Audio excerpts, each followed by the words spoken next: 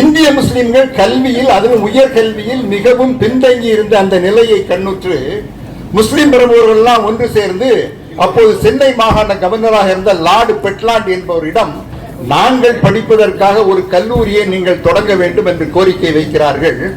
கோரிக்கையினுடைய நியாயத்தை உணர்ந்து கொண்ட பெட்லாண்ட் அவர்கள் 1916ஆம் ஆண்டு முகமதன் கல்லூரி என்ற ஒரு கல்லூரியை சென்னையிலே தொடங்குவதற்கு அனுமதி கொடுக்கின்றார். அந்த கல்லூரி முஸ்லிமானவர்கள் உயர்கல்வி கற்பதற்காக ஏற்படுத்தப்பட்ட கல்லூரி. அரசாங்கம் அதற்கு நிதி உதவி வழங்கும் என்று அறிவித்தார். 1916ஆம் ஆண்டு தொடங்கப்பட்ட அந்த முகமதன் கல்லூரி தமிழ்நாட்டிலே தொடங்கப்பட்ட இரண்டாவது முஸ்லிம் கல்லூரி. அதற்கு முன்பாக வாணியம்பாடியில் இஸ்லாமிய கல்லூரி தொடங்கப்பட்டு விட்டது. 1946ஆம் ஆண்டு நாட்டு விடுதலைக்கு முன்னர் இந்தியாவிலே நடைபெற்ற தேர்தலில் நீதி கட்சியை தோற்கடித்து காங்கிரஸ் கட்சி ஆட்சி பொறுப்புக்கு வருகிறது. 1946 இருந்து 52 வரை முதலாவது பொதுத் தேர்தல் வரை அந்த ஆட்சி நடந்து கொண்டிருக்கின்றது.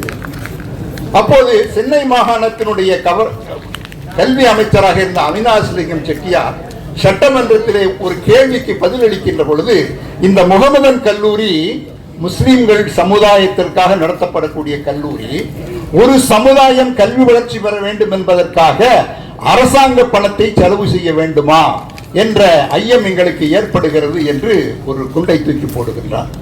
அப்போது சென்னை மாகாணத்தில் எதிர்க்கட்சி தலைவராக இந்த கண்ணியத்துக்குரிய காயிதே மில்லத் அவர்களும் ஜஸ்டிஸ் பஷீர் அஹமது சையத் உள்ளிட்ட பல்வேறு தலைவர்களும் கவர்னரை சந்தித்து, இது முஸ்லிம்களுடைய உயர்கல்விக்காக தொடங்கப்பட்ட கல்லூரி, இந்த கல்லூரியை நீங்கள் மூடக்கூடாது என்று கோரிக்கை விடுக்கிறார்கள். அவர் அப்போது சற்று பின்வாங்கி அந்த கோரிக்கையை ஏற்றுக்கொள்கின்றார். அதற்கு பிறகு மலபாரை சேர்ந்த மாதவ மேனன் என்பவர் கல்வி அமைச்சராகின்றார். அவர் தொடர்ந்து அவினாஷ் சிங் செட்டியாரை போல இந்த கல்லூரி எப்படி மூட வேண்டும் என்ற ஒரு கருத்திலே இருக்கின்றார். என்ன செய்கின்றார் என்று சொன்னால், பிரசிடென்சி காலேஜில் இருக்கக்கூடிய இன்டர்மீடியட் கோர்ஸை பூரா இந்த கல்லூரியிலே கொண்டு வந்து சேர்க்கின்றார். அப்படி சேர்க்கின்ற பொழுது அந்த கல்லூரியில், முகமதன் கல்லூரியிலே முஸ்லிம் மாணவர்களுடைய எண்ணிக்கை குறைந்து பிறசமய மாணவர்களுடைய எண்ணிக்கை அதிகரித்ததன் காரணமாக அது சிறுபான்மை அந்தஸ்தை இழக்கிறது.